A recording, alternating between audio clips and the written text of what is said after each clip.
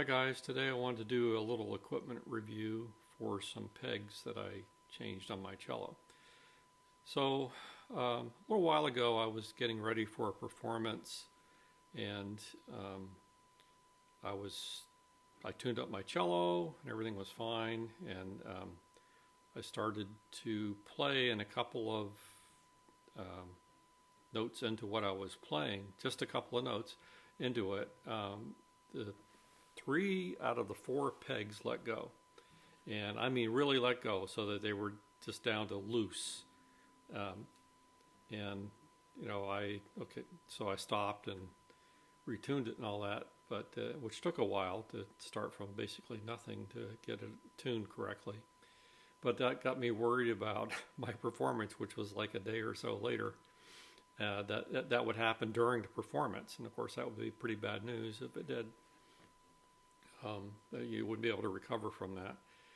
So I got to thinking about going with geared pegs.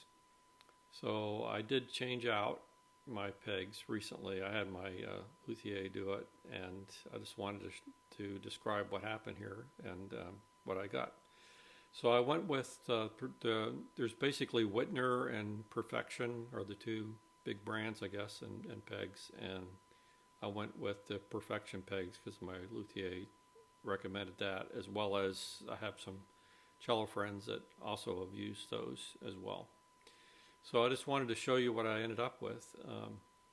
So I wanted, you know, I'm not a big fan of everything being ebony on an instrument. I know that's an easy way to go, but I wanted it to be a little different on the pegs and the tailpiece. So if you recall, I used to have this tailpiece, which is a Bois de Harmonie, really nice boxwood tailpiece that I had put on my cello, and this nice pretty boxwood color, not ebony, right? I wanted to do something similar to that, and the Perfection pegs are available in ebony and in rosewood. So I went with rosewood, and when I changed the pegs out, then they weren't going to match my Harmony boxwood tailpiece. So I went ahead and had them change out the tailpiece as well. So I just want to show you what it ended up with here. So this is the rosewood. It's actually real rosewood pegs. This is the hill style, so it's got an ebony pin on the top here. This part is all wood, which is nice, you know, actually real wood. And this part here is plastic, and then the gearing mechanism is inside of that, as well as inside the peg box here. It's all, I suppose it's all sort of ABS type material, but importantly, the outside here, the part that you see is wood, which is nice. It's a nice, pretty rosewood.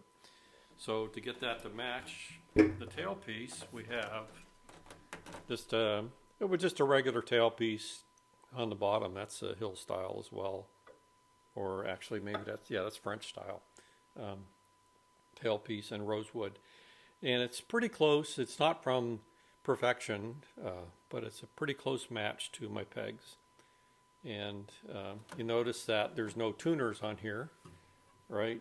No fine tuners, and that was another advantage I saw of going this way, is that you reduce the weight of the tailpiece by removing the tuners, which of course are no longer necessary because you've got the geared pegs. And supposedly less weight that you have in your tailpiece, the better sound, better projection, and all that. So can I tell a difference in the sound? Yes, slightly better A string and D string. I think they sound a little less harsh, and I like the sound of it. It mellowed it out a little bit, but it still projects pretty well.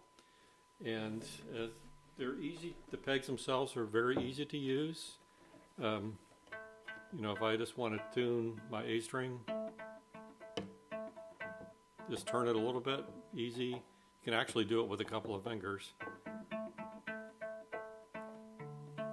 And there's enough control in the pegs here that I don't need the fine tuners. I didn't know that for sure until I actually had it put on there. I figured I could always put fine tuners on it later, especially on the A string if I needed it.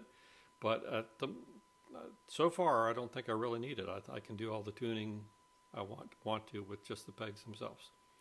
So that's it, I guess. Thumbs up for the Perfection pegs. Thanks.